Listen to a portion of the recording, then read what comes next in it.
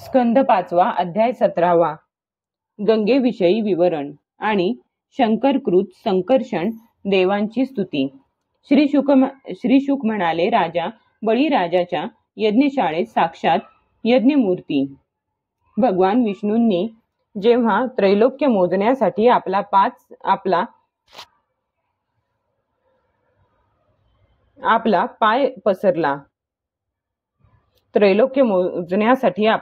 पसरला तेव्हा त्यांच्या डाव्या पायाच्या अंगठ्याच्या नखाने ब्रह्मांड रूप कढईचा वरचा भाग फुटला। या छिद्रातून ब्रह्मांडाच्या बाहेरच्या बाजूची जी जलधारा आत आली तिने ते चरण कमल धुतल्याने त्यातील केशर त्यात मिसळून ती लाल झाली। त्या निर्मल धारेचा स्पर्श होताच संसारातील सर्व पापे नष्ट होतात आणि तरी ती धार नेहमी निर्मळच राहते। दुसऱ्या कोणत्याही नावाने उल्लेख न करता तिला भगवतपदी असेच म्हणतात। ती धार हजारो युगे होऊन गेल्यानंतर स्वर्गाच्या शिरोभागी असणाऱ्या ध्रुवलोकात उतरली। तिला विष्णुपद असे म्हणतात। वीरव्रत परीक्षिता त्या ध्रुवलोकात उत्तानपादाचा पुत्र परमभागवत ध्रुव राहतो।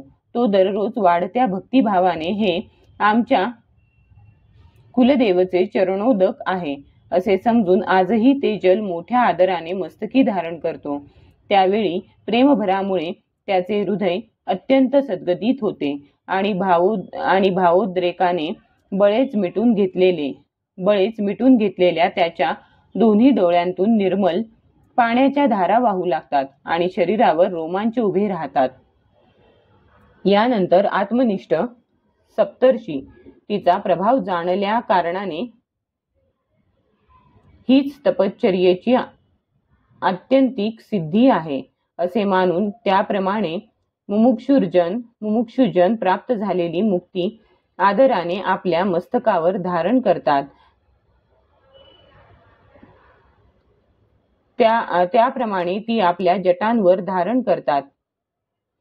तसे पाहता हे अत्यंत निष्काम आहेत। सर्वात्मा भगवान वासुदेवांच्या निश्चल भक्तीलाच आपली श्रेष्ठ संपत्ती समजून अन्य सर्व कामनांचा त्यांनी त्याग केला आहे। एवढेच काय, तिच्या समोर ते आत्मज्ञानालाही फारशी किंमत देत नाहीत। तेथून गंगा नदी कोट्यवधी विमानांनी घेरलेल्या आकाश मार्गात उतरते आणि चंद्रमंडळाला भिजवून मेरूच्या शिखरावरील ब्रह्मपुरीमध्ये पडते। तेथे ती सीता, अलकनंदा, चक्षु आणि भद्रा अशी नावे धारण करून 4 प्रवाहांमध्ये विभक्त होते आणि निरनिराळ्या 4 दिशांकडे वाहत जाऊन शेवटी नद्यांचा अधिपती अशा समुद्राला जाऊन मिळते। त्यांपैकी सीता ब्रह्मपुरीतून खाली उतरून केसराचलाच्या सर्वोच्च शिखरांवरून खालच्या बाजूला गंधमादन पर्वताच्या शिखरांवर पडते आणि भद्राश्व वर्षाला भिजवून पूर्वेकडील खाऱ्या समुद्राला जाऊन मिळते। त्याचप्रमाणे चक्षु माल्यवान पर्वताच्या शिखरावरून बेधडक केतुमाल वर्षामध्ये वाहत जाऊन पश्चिमेकडील क्षार समुद्राला जाऊन मिळते। भद्रा मेरू पर्वताच्या शिखरावरून उत्तरेकडे वाहत जाते। तसेच एका पर्वतावरून दुसऱ्या पर्वतावर असे करीत शेवटी शृंगवान पर्वताच्या शिखरावरून खाली उतरून उत्तर कुरु देशात जाऊन उत्तरेकडे वाहत समुद्राला जाऊन मिळते। तशीच अलकनंदा ब्रह्मपुरीच्या दक्षिणेकडील अनेक पर्वत शिखरांना ओलांडून हेमकूट पर्वतावर पोहोचते। तेथून अत्यंत तीव्र वेगाने हिमालयाच्या शिखरांना फोडत भारतवर्षात येते आणि पुन्हा दक्षिण दिशेला समुद्राला जाऊन मिळते। या नदीत स्नान करण्यास आलेल्या माणसांना पावलोपावली अश्वमेध, राजसूय इत्यादी यज्ञांचे फळ मिळणे कठीण नाही। प्रत्येक वर्षात मेरू वगैरे पर्वतातून निघालेल्या आणखीही शेकडो नद्या आहेत। या सर्व वर्षांमध्ये भारतवर्ष हीच कर्मभूमी आहे. उरलेली 8 वर्षे स्वर्गवासी पुरुषांची स्वर्गभोगातून उरलेली पुण्ये भोगण्याची ठिकाणे आहेत.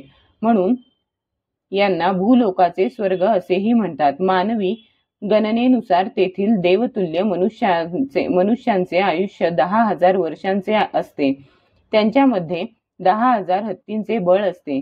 तसेच त्यांच्या वज्राप्रमाणे सुदृढ शरीरात जी शक्ती, तारुण्य आणि उल्हास असतो, त्यामुळे ते पुष्कळ काळपर्यंत मैथुनादी विषय भोगीत राहतात.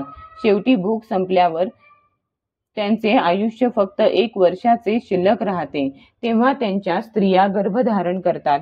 अशा प्रकारे तेथे नेहमी त्रेतायुगासारखा काळ असतो. तेथे असे आश्रम, भुवने, वर्षे आणि पर्वतांच्या दऱ्या आहेत.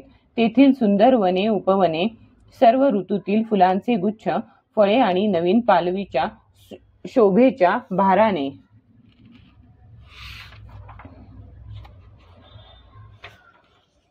वाकलेल्या फांद्या आणि वेलीयुक्त वृक्षांनी सुशोभित आहेत.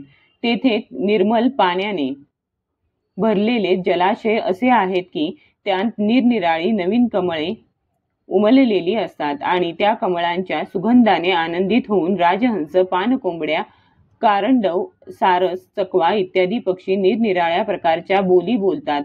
तसेच वेगवेगळ्या जातींचे धुंदभुंगे मधुर गुंजारव करीत असतात. या ठिकाणी देवांचे अधिपती परम सौंदर्यवान देवांगनांसह त्यांच्या कामोन्मादक, सूचक हास्यविलास आणि लीला कटाक्षांनी मन आणि नेत्र आकर्षित झाल्यामुळे जलक्रीडादी निरनिराळ्या प्रकारचे खेळ खेळत स्वच्छंद विहार करतात आणि त्यांचे मुख्य सेवक अनेक प्रकारच्या सामग्रींनी त्यांचा आदर सत्कार करीत असतात. या 9 वर्षांमध्ये परमपुरुष भगवान नारायण तेथील पुरुषांवर अनुग्रह करण्यासाठी यावेळी सुद्धा आपल्या वेगवेगळ्या मूर्तींच्या रूपाने विराजमान असतात. इलारुत वर्षामध्ये मात्र केवळ भगवान शंकरच एकटे पुरुष आहेत. श्री पार्वती देवींचा शाप माहीत असलेला दुसरा कोणी पुरुष तेथे प्रवेश करीत नाही. कारण तेथे जो जातो तो स्त्री होतो. या प्रसंगाचे आम्ही पुढे 9व्या स्कंधात वर्णन करू. तेथे पार्वती आणि तिच्या कोट्यवधी दासींसह भगवान शंकर परमपुरुष परमात्म्याच्या वासुदेव, प्रद्युम्न, अनिरुद्ध आणि संकर्षण संज्ञा असलेल्या चतुर्व्यूह मूर्तींपैकी आपली कारणरूप जी संकर्षण नावाची तमःप्रधान चौथी मूर्ती तिचे ध्यान करून मनोमय मूर्तीच्या रूपात चिंतन करतात आणि या मंत्राचा उच्चार करीत त्यांची अशी स्तुती करतात. श्री भगवान शंकर म्हणतात, ज्यांच्यापासून सर्व गुणांचे प्रगटीकरण होते त्या अनंत आणि अव्यक्त मूर्ती ओंकार स्वरूप परमपुरुष श्री भगवंतांना नमस्कार असो. हे भजनीय प्रभू, आपले चरण कमल भक्तांना आश्रय देणारे आहेत. तसेच आपण स्वतः सर्व ऐश्वर्यांचे परम आश्रय आहात. भक्तांच्या समोर आपण आपले भूतभावन स्वरूप संपूर्णपणे प्रगट करता. तसेच त्यांना संसार बंधनातून सुद्धा मुक्त करता, परंतु अभक्तांना मात्र त्या बंधनात अडकविता. आपणच सर्वेश्वर आहात. मी आपले भजन करतो प्रभू. आम्ही क्रोधाचा आवेग जिंकू शकलो नाही. तसेच आमची दृष्टी तात्काळ पापमय होऊन जाते, परंतु आपण मात्र संसाराचे नियमन करण्यासाठी नेहमी साक्षी रूपाने त्याचे सर्व व्यवहार पाहत असता. तथापि आमच्यावर असलेल्या आपल्या त्या दृष्टीवर माईक विषय तसेच चित्ताच्या वृत्तींचा नाममात्र सुद्धा प्रभाव पडत नाही. अशा स्थितीत आपले मन वश करण्याची इच्छा असलेला कोणता पुरुष आपला आदर करणार नाही. आपण मद्य, आसव इत्यादींचे सेवन केल्याने ज्या पुरुषांना अरुण नयन आणि वेडसर आहात असे वाटते, ते मायेमुळेच अशी मिथ्या कल्पना करतात. तसेच आपल्या चरण स्पर्शाने चित्त चंचल झाल्या कारणाने नागपत्न्या लज्जेमुळे आपली पूजा करण्यास असमर्थ होतात. आपण जगाची उत्पत्ती, स्थिती आणि लय यांचे कारण असल्याचे वेदमंत्र सांगतात, परंतु आपण स्वतः या 3 विकारांपासून अलिप्त आहात. म्हणून आपल्याला अनंत म्हणतात. आपल्या 1000 मस्तकांवर हे भूमंडल मोहरीच्या दाण्याप्रमाणे ठेवलेले आहे. ते कुठे आहे हेही आपल्याला माहीत नाही. ज्यांच्यापासून उत्पन्न झालेला मी अहंकार रूप आपल्या त्रिगुणमय तेजाने देवता, इंद्रिये आणि भूतांची रचना करतो, ते विज्ञानाचे आश्रय भगवान ब्रह्मदेव सुद्धा आपलेच महत्त्व संज्ञक असे प्रथम गुणमय स्वरूप आहेत.